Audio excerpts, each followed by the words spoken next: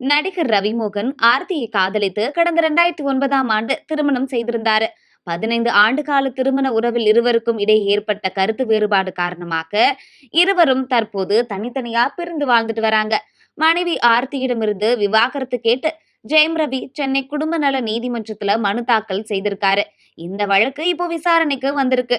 இதற்கிடையே ரவிமோகன் பாடகி கெனிசாவுடன் சமீபத்துல பிரபல திருமண நிகழ்வு ஒன்றில் கலந்து கொண்டது பரபரப்பா பேசப்பட்டிருந்துச்சு. அதனை தொடர்ந்து ரவிமோகன் அவர்கள் என்னோட வாழ்க்கையில ஒளி கொண்டு வந்தது அவர்தான் அப்படின்னு சொல்லிட்டு ஒரு போஸ்டுமே போட்டிருந்தாங்க. அதற்கு மறுப்பு தெரிவிக்கும் விதமா ஆர்த்தி அவர்களும் எங்களுடைய விவாகரத்துக்கு காரணம் எந்த ஒரு பிரச்சனையும் இல்ல, மூன்றாவது நபரா ஒருத்தவங்க வந்தவங்க தான் காரணம் அப்படின்னு சொல்லிட்டு அவங்களுமே சமீபத்துல ஒரு போஸ்ட் ஒண்ணு போட்டிருந்தாங்க. அது மட்டும் இல்லாம ஆர்த்தியோட அம்மாவும் ரவிமோகனை பத்தி சில விஷயங்கள்லாம் சொல்லியிருந்தாங்க.